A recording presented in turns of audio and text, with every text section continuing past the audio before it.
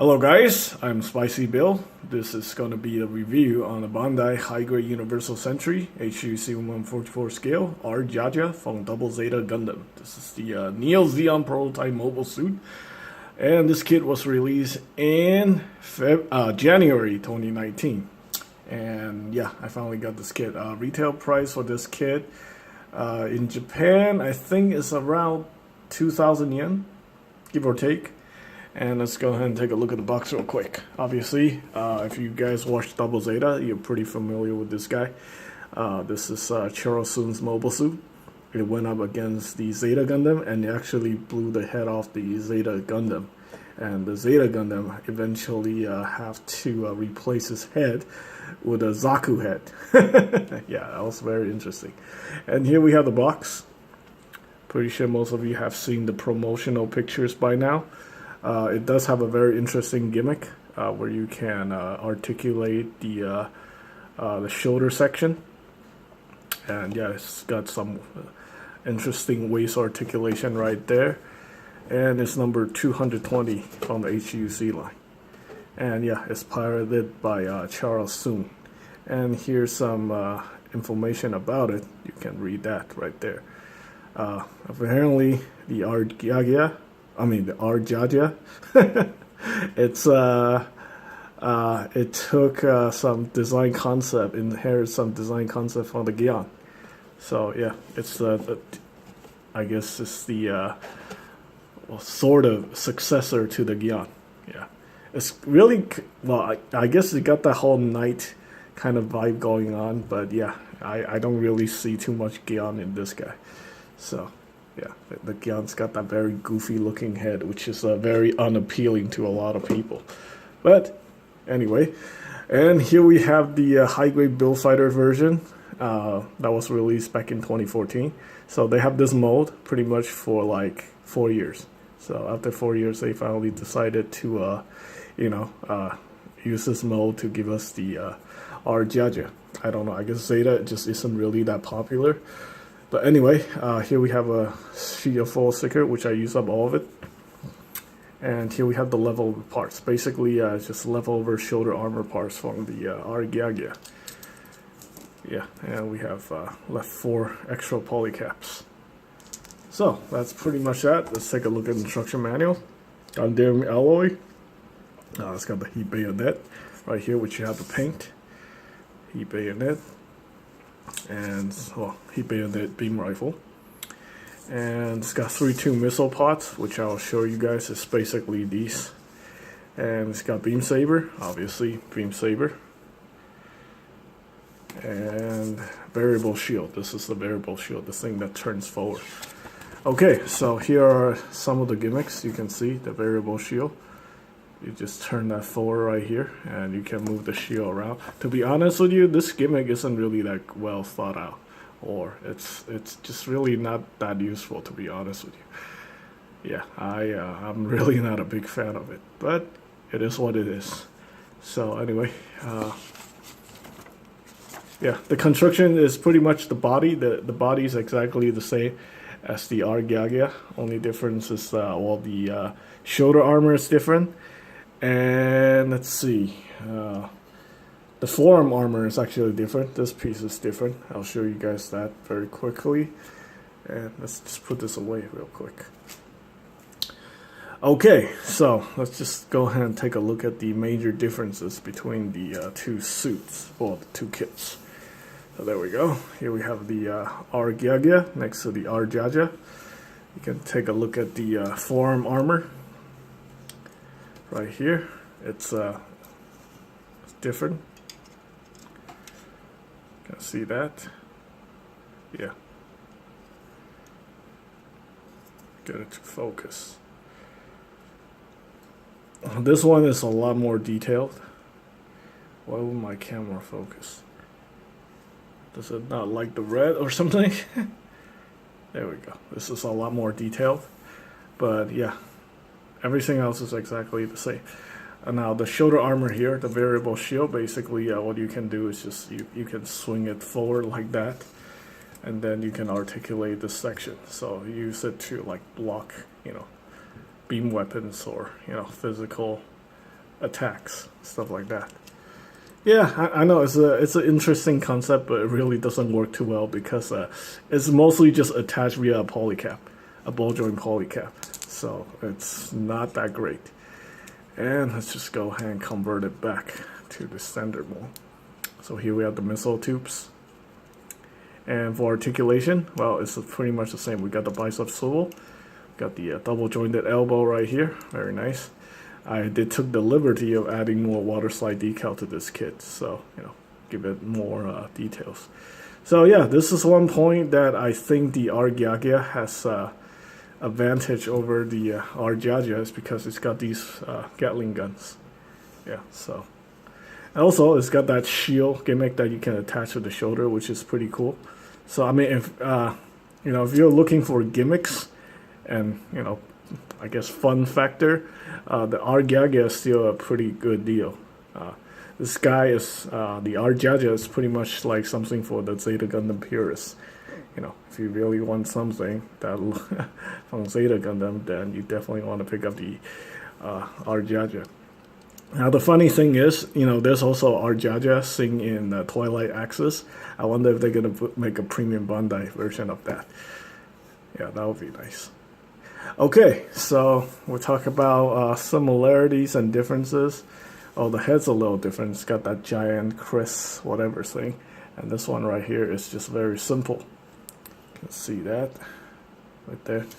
Yeah, and other than that, it's pretty much exactly the same. It's pretty much the same kit. Yeah. To transplant the part is very simple. If you want a Gatling gun, you can easily swap it out, swap out the parts. It probably wouldn't look right with these. You probably want to paint this if you're gonna swap it out with the, put it on the R-Gyagya. But either way, if you're into customizing, there's quite a few things you can do. Okay, there we go. And let's see, we talk about the spare parts, we talk about these. Let's go ahead and talk about accessories. So right here we have a connection port or adapter right here. You can put this on either side. It's just a little plug that goes into the shoulder armor like that. And basically this will allow you to store the beam rifle. So yeah, just pop that in there like that.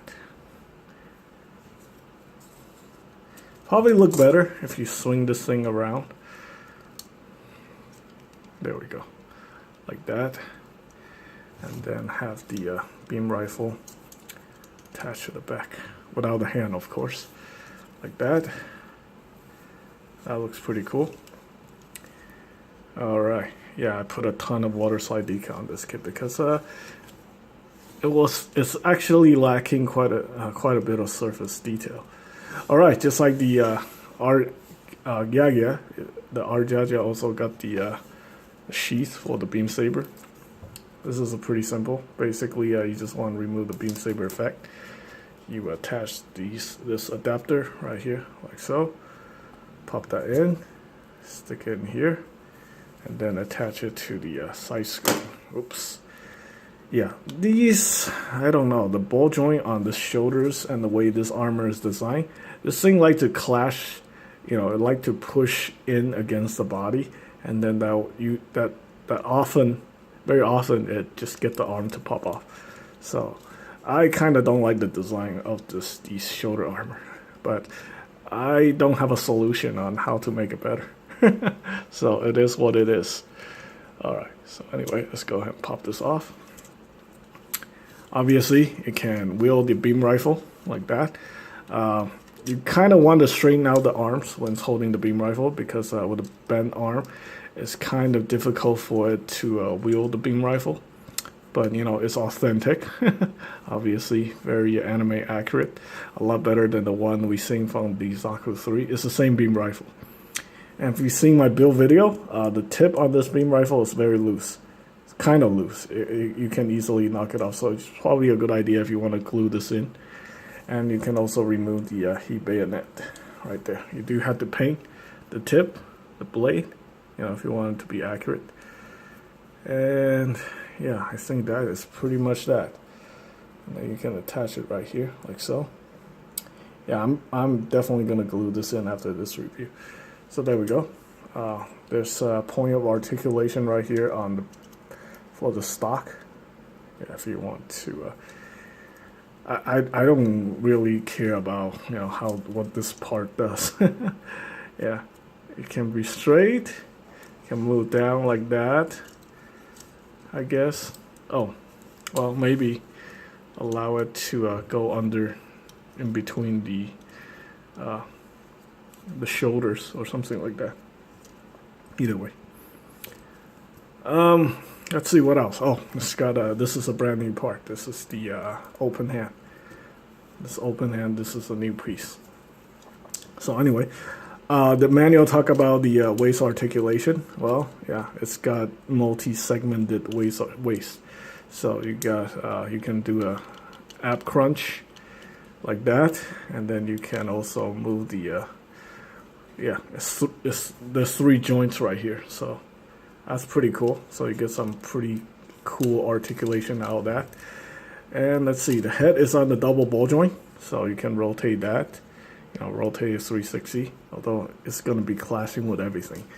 Now it does have a swing out polycap, so you have the shoulder gimmick right there. The shoulder can come out, but again, like I said, this thing like to clash with the shoulder, so it's very annoying. And yeah, it's a ball joint right there for the gimmick. So you just pull this up like that, and then you just swing the whole thing forward. It's like I said, I'm not really a big fan of this gimmick. I think they could have done better like that. Swing the whole thing forward and then reconnect it to the shoulder like that. So it's basically the articulations right there in that ball joint like that. Yeah, it's okay. And sometimes it does like to come off too. So which could have been done better, but it's better than nothing, I guess. Okay, so we talk about the whole upper torso. Let's talk about the lower torso. Obviously, you can move forward the front skirt. You can articulate the side skirt. We got the universal joint for the hips. You can pivot this back and forth. Universal joint right there. Kick forward, kick to the side. Barely go backwards like that. We got the thigh cut, double jointed knees. That only goes 90 degrees. Okay, let's swing that forward real quick, and we got we got a hinge here for the feet, and the ball joint for the feet itself. So we got a hinge, and then we got a ball joint. Okay, overall, I think this is a decent kit, but I can't really recommend this to everybody unless you really like Zeta Gundam or you're just into Neo Zeon or Zeon stuff like myself. Yeah, there's really not that much gimmick going on, and it's like, unless you watch a lot of Zeta Gundam, you like Zeta Gundam, this is this could potentially be an easy pass for most people.